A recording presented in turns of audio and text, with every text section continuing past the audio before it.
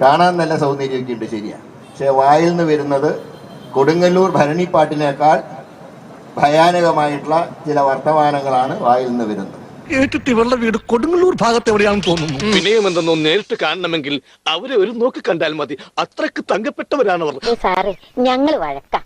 തന്നെ മൂച്ചേട്ടെ ഒന്ന് പറഞ്ഞ രണ്ടാമത്തെ തുണി പൊക്കി കാണിക്കും. ഞാൻ ഇതൊക്കെ ഒറ്റ മഴയത്ത് മാത്രം കിളിർത്തതാണ്. നിന്റെ സമയം ഇപ്പൊ ഏകദേശം ശരിയായി വരുന്നുണ്ട്. നിങ്ങൾ എന്താണ് എന്നോട് ഇങ്ങനെ നികൃഷ്ടമായി പെരുമാറുന്നത്? ആ മഴയുടെ ഇത് കഴിയുമ്പോഴേക്കും സംഭവം തീരും. ഇങ്ങനെയുള്ള ഒരുപാട് പേരെ കണ്ടിട്ടുള്ള ഒരു നഗരസഭയാണ് ഇത് എന്നുകൂടെ അവർ ഓർമ്മിപ്പിക്കുക. കാര്യമായിട്ടാണ് പറഞ്ഞത്, തമാശക്കാണ്? കാര്യമായിട്ട് തന്നെയാ പറഞ്ഞത്.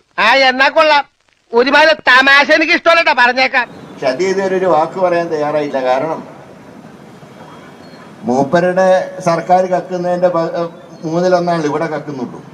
അതങ്ങനെ അല്പന ഐശ്വര്യം കിട്ടി അർദ്ധരാത്രിക്ക് കൊട പിടിക്കുന്നതുപോലെ. നിന്നെ ഇതിനൊന്നും കൊള്ളുകയില്ലെന്ന് നീ വീണ്ടും വീണ്ടും തെളിയിച്ചിരിക്കുകയാണ് എന്റെ വിജയ. അതുകൊണ്ട് പിന്നെ മുഴുക്കള്ളന് കാൽക്കള്ളനെ കുറ്റം പറയാൻ നിവർത്തിയില്ല എന്ന് പറഞ്ഞ പോലെയാണ് ഗവൺമെന്റ് ഇപ്പം ഇക്കാര്യത്തിൽ വായ തുറക്കാത്തത്. മൂപ്പര് തന്നെ സിൽവർ ലൈൻ ഉണ്ടാക്കാനുള്ള നോക്കുക. അതിൽ എത്ര കോടി അടിച്ചു മാറ്റാന്നാണ് മൂപ്പര് നോക്കുക. ചരിതം രചിച്ച നേതാ അഭിനന്ദനങ്ങൾ നേരാ ചരിതം രചിച്ച നേതാ. നീ ഈ പറഞ്ഞത് മുഴുവൻ നടക്കുമെന്ന് നിനക്ക് തോന്നുന്നുണ്ട്? എന്താ സംശയം? ഈ കൈ കണ്ടോ?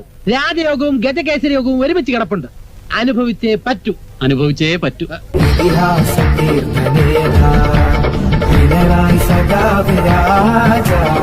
മര്യാദയ്ക്ക് ഭരണം നടത്താൻ കഴിയില്ലെങ്കിൽ ഇറങ്ങി പോവുക, അല്ലെങ്കിൽ അടിച്ചിറക്കുന്ന കാലം വിദൂരമല്ല എന്ന് മാത്രമേ ഞാൻ പറയുന്നു. എന്താ ഒരു എല്ലുടിയാണ് ഒച്ച കേട്ടത്? എല്ലൊടിഞ്ഞിട്ടില്ലടാ, ഒടിയാൻ പോണേ ഉള്ളൂ. ഈ മൂഷിക ഭരണം കാരണം മുടിഞ്ഞ് കുത്തുപാടെടുക്കേണ്ട ലക്ഷണം. 31 ദിവസം വ്രതം നോറ്റ് പൊങ്കാല ഇടുന്ന ആറ്റുകാൽ പൊങ്കാലയുടെ പേരിൽ പൊറോട്ടയും ചിക്കനും അടിച്ചു മാറ്റിയത് വല്ലാത്തൊരു എന്തൊരു തീറ്റ അതിന്.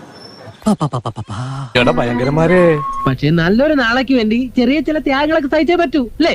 മാങ്ങാ തൊലി ഇങ്ങനെ നക്കി തിന്നാതെ അധ്വാനിച്ച് ജീവിക്കണ 5,70,800 രൂപയുടെ പൊറോട്ടയും ചിക്കനുമാണ് ഇവിടത്തെ ഭരണാധികാരികൾ തിന്നു തീർത്തതെന്നാണ് കണക്ക് പോകുന്നത്.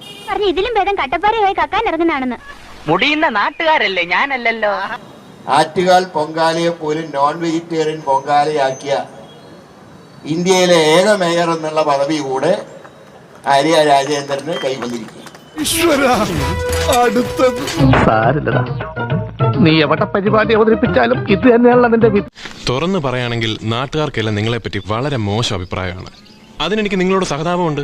പക്ഷേ ഇനിയെങ്കിലും എല്ലാവരെയും കൊണ്ട് അതും ഇതും പറയിക്കാതെ ഒരു നല്ല രീതിക്ക് ജീവിച്ചൂടെ?